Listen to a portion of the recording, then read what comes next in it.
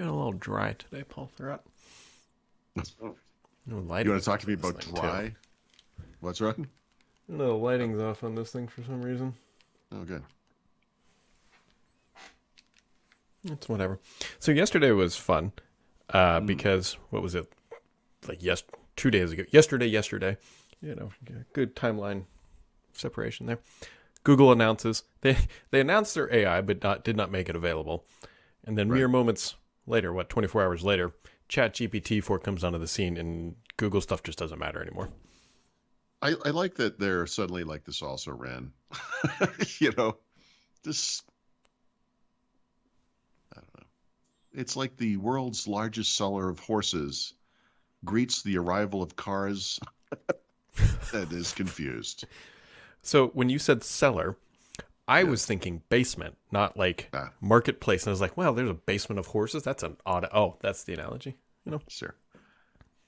I don't know. I think don't know. they're going to be fine. The new ChatGPT 4 stuff. It's fascinating and wildly scary because did you see some of their demo images? They had a VGA port with a lightning cable sticking out, and you just say, "What's wrong with this image?" And it says, "Well, it's a classic connector using a modern connector."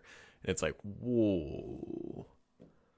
Yeah, there's an article in the New York Times today I meant to write myself, but they have some good background information I would have gotten, which is that when Siri first came out, one of the problems with it is that it was just a giant single collection of data, and to add to this model, it just had to go in the whole bucket. It was one bucket, and so it was a super inefficient thing.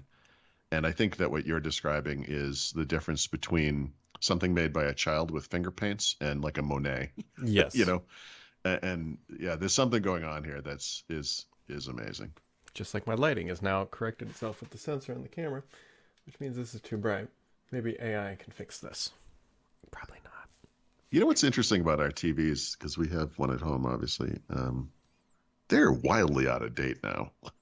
Like, we bought these things a long time ago. Paul, you should see the TV we have in our living room. It is 12 years old now. Wow. It's not even an LCD. It's a cold cathode, whatever backlit thing. It's okay. So I know this is not going to be a news to you or anything, but were you to look at a TV now and say, I want one that's the same size or bigger, and what could I get for whatever? Like, we bought a TV here in Mexico City, meaning it's more expensive than if we had bought it in the United States, because electronics are just more expensive here. It's bigger than our TV. It's more advanced. It has better, more modern HDR and all that stuff. It costs less than half as much as the one that you have hanging on the wall behind you, which is the same one I bought. And I mean, I'm not saying it would cost a third in the United States, but it's somewhere between a third and half. And that's the way that world has gone, Yeah, and we'll eventually replace our TV upstairs. It's a 1080p TV. It was the top of the line TV at the time. Sure. But I bought a top of the line plasma when that was the thing with the deeper colors and all that. And I assure you, whatever burn-in is on that screen is still there. It's just, Yeah. It was good for 10 seconds. But it's like, actually, the TV I want to put upstairs is one of those Samsung frame TVs. Yeah. Sure. But it's like, those things are, you're paying a premium for some payment. veneer wood cladding around the outside. Yeah. Sure. It's like, I'd rather go on vacation than spend $2,000 on that frame TV. Right. Such is life. I don't know. You should see what the pictures of a vacation look like on that TV before you decide. I can see all the grains of sand. I'm just going to watch YouTube videos of other people that went to where I wanted to go. Yeah, if you just stand close enough so it's in your peripherals, like, it's immersive. Look, honey, just go get the heater, the plug-in heater that you put under your desk, and we'll just blow the hot desert air on the face. We don't need to go I'll just tie your foot to the chair so it will be like you got caught in a rock, and then we'll see how long it takes for you to get rescued. And then every 10 minutes, I'll come and whap your knees with a bamboo shoot so it feels like you're sitting in economy on the plane ride. Exactly. Just hit her randomly in her forehead, and that'll be like the seat in front of you going back. Anyways. I don't know what happened there. Microsoft signed another deal on the Xbox side with another company they're a white label game streaming company. And didn't we talk about this yesterday? No, this is a different one. Oh, this is a different one. Okay. It's one you've even less heard of Love than it. Boosteroid because Oh, they don't good. sell directly to consumers. Good. So the one that Who would be super who is this interesting, company? aside from Sony, Yeah. is if they do Luna. Yes. That would be significant. Yes. That would be significant.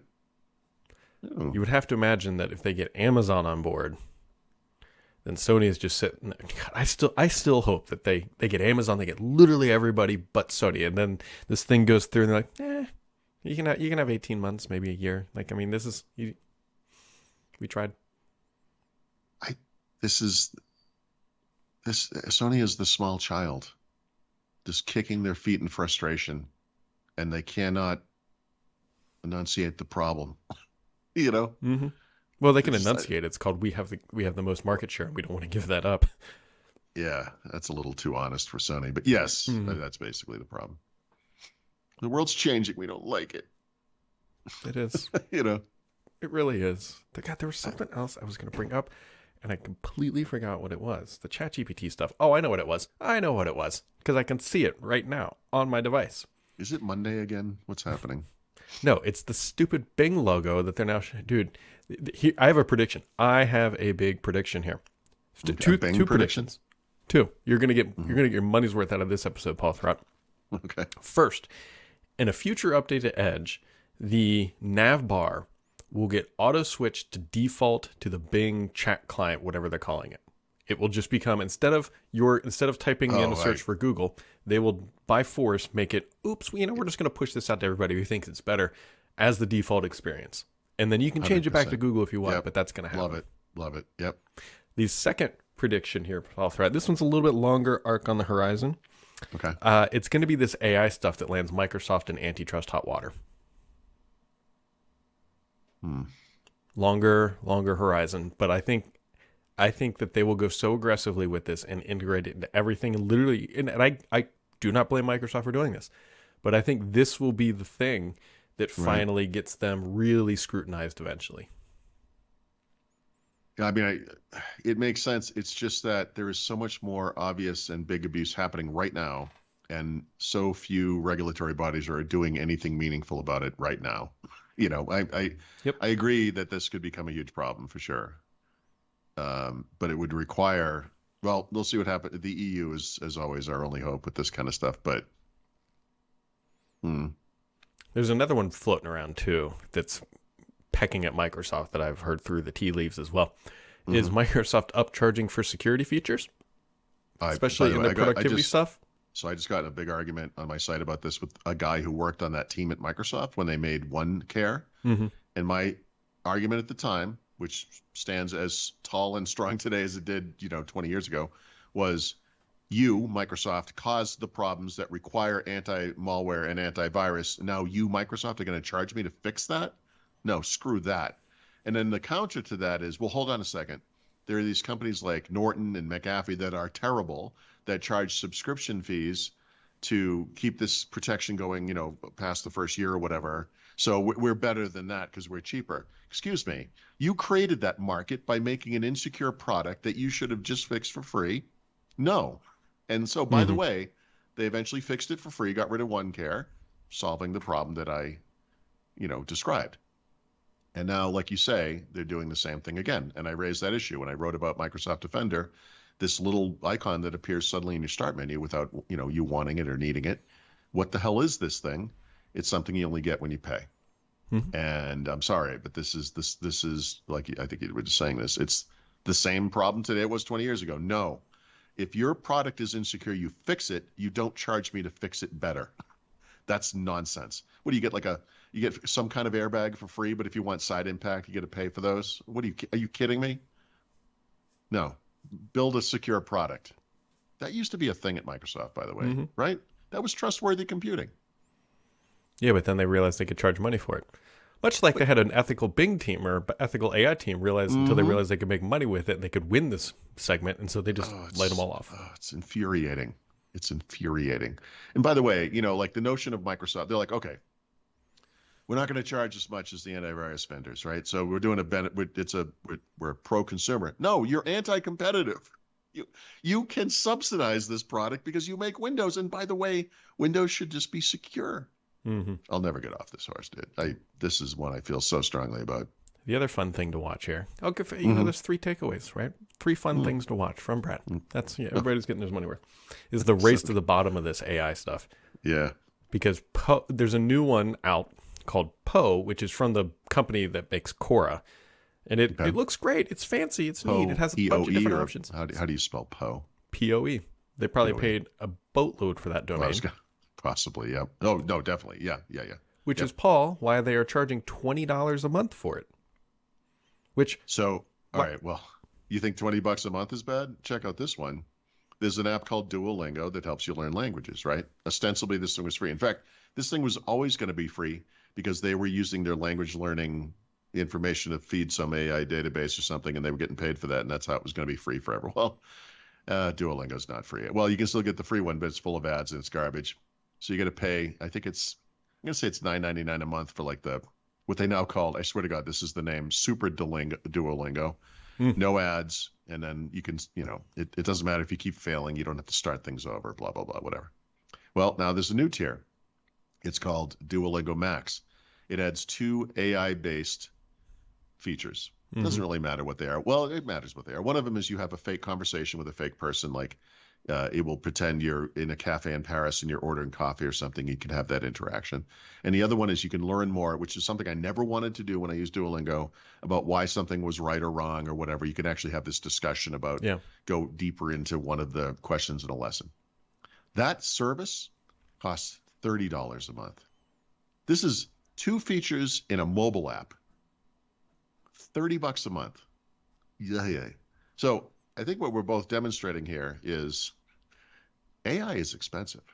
Oh yeah, it's. But this is the thing. It eventually will not be, right? We're in early days. People are trying to figure out. Some companies are going to win. Some are going to lose. Some are going to disappear. There was one that got like $300 million in funding because it ties deeper into Windows and Mac and other stuff. Well, I think what makes it less expensive is going to be hardware, right? Mm-hmm. We're going to have hardware on our devices, that do these things less expensively.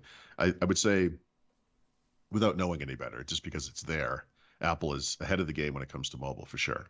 Mm-hmm. I don't believe, well, no, that's not true. There must be MPUs on Macs, right? Because they make the Apple Silicon, so that they're there as well. It's coming to Windows. We've talked about this, about the PCs or the chipsets that are adding this. But what's a first gen Intel chipset usually like? I'm using a setup here that has like a dock thing going on and blah blah blah, and that stuff doesn't work on 12th gen mobile chipsets. I'm told now it also does not work on 13th gen. I haven't tested one yet, so hooray. Yeah, but they'll get the AI right, Microsoft is advertising me OneDrive and Word, even though I use and pay for OneDrive. But I'm sure their AI is perfect. I got a prompt to download Mobile Edge. I read a Google newsfeed every morning that has nonsense in technology, that has stories about things that are today. I got one about hand warmers. Mm-hmm. I don't remember the other nonsense one. I report them every time. I get rid of those publications. But I'm sure that company that can't handle a simple filter will get AI right. There's no doubt about it. Well, that's the important thing, Paul. It's not their AI. Well, that's why they'll get it right. Interesting.